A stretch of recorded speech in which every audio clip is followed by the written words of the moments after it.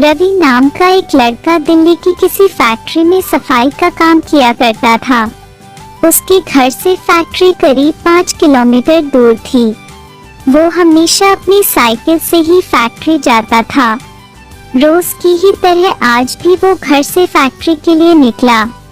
उसे रास्ते में पड़ने वाले एक चौराहे पर एक लड़की दिखी जो उसे गुस्से में घूर रही थी। लड़के ने भी उसे देखा और फिर मुंह फेरकर फैक्ट्री चला गया। अगले दिन भी सुबह वो लड़की उसी जगह पर खड़ी थी और रवि को घूर रही थी। उसने पलटकर लड़की को नहीं देखा और सीधे अपने काम पर चला गया। रोजाना इसी तरह हफ्ते भर वो लड़की चौराहे पर खड़ी होकर रवि को घूरती थी और रवि उसे अनदेखा करके फैक्ट्री चला जाता था। करीब 7 दिन बाद जब रवि फैक्ट्री जा रहा था तो उसे वो लड़की उस जगह पर खड़ी नहीं दिखी। रवि के मन में हुआ कि आखिर क्या हुआ होगा कि वो लड़की वहाँ नहीं है। रवि ने सोचा कि उस लड़की से कुछ पूछने या बात करने में भी डर लगता था क्योंकि वो बुरी तरह से घूरती थी। इन्हीं ख्यालों के साथ वो फैक्ट्री पहुंचा और साफ सफाई करके शाम को घर लौट गया।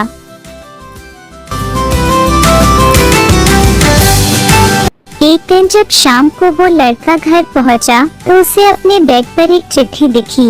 उसमें लिखा था, मेरा नाम प्रीति है।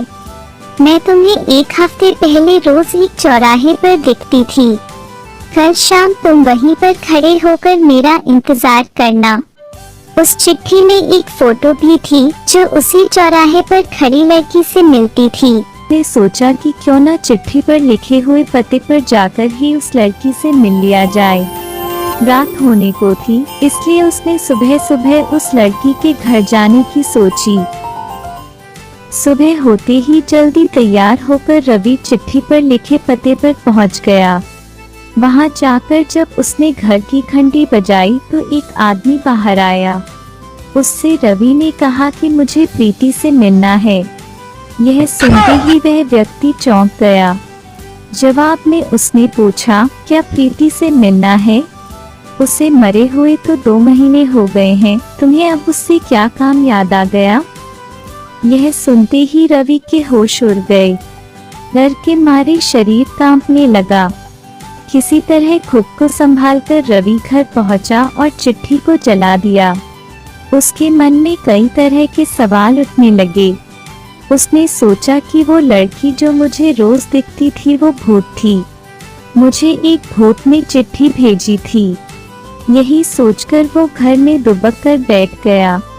उस दिन से रवि न तो रास्ते में किसी को देखता था और न ही किसी अनजान इंसान के बारे में सोचता था।